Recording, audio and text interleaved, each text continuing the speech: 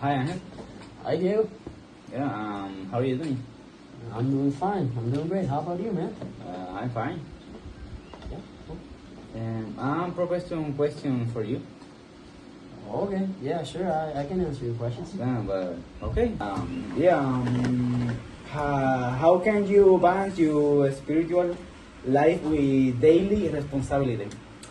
Ooh, that's a great question, man. Yeah. I mean, the way I would relate that to my, my personal life would be a little complicated, but I always find a little room, to like correlate those things.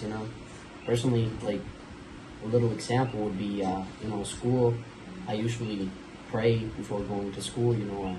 I get into bed, I pray for a little bit. And that's basically about it. Oh, yeah. Very nice. Angel. Yeah. Okay. How you personal encounter with Christ? Uh, Christus. my personal encounter with Christ. Wow. So I'd say that I feel like I've encountered Christ a several amount of times in my life, but this first time, I ever came across him would be at one time when my mom had this whole situation going on. She was very very sick. She was on her bed.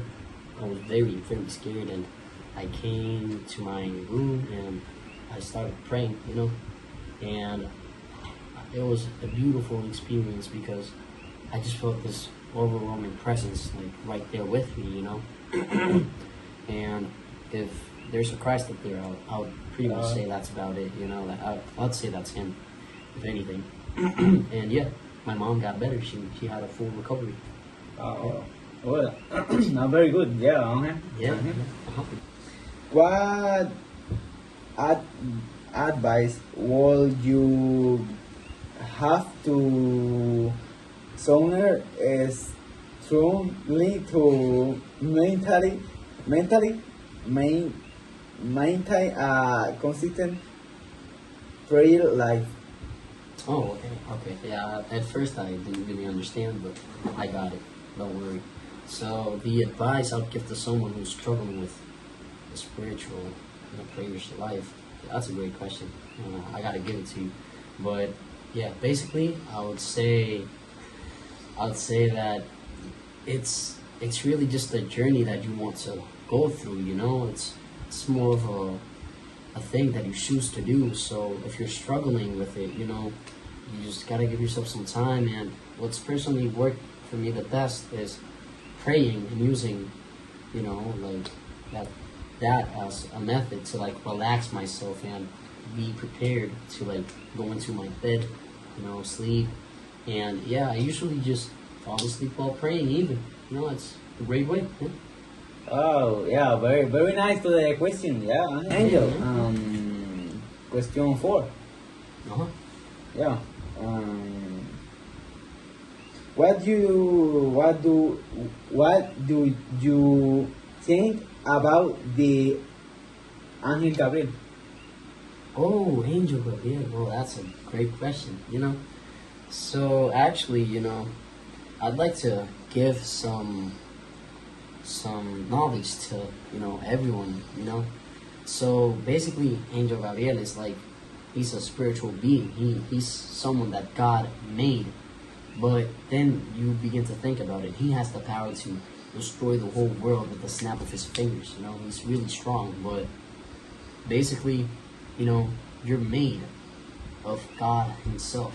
God created you the way he's created. So if you put it that way, which is basically the way that God meant it to be, Angel Gabriel has the power to destroy this whole thing in a matter of milliseconds. He's the strongest being, but he isn't stronger than God, and he obeys God, and you're made of what God has made. He made you with his resemblance, meaning he has to bow down to you, and he has to respect you at every possible aspect. But yeah, Angel Gabriel, he's really just someone who you have to admire. He's God's strongest, ally, if you put it that way. Oh, Angel, very nice to the question. Yeah, you are. Oh. Yeah.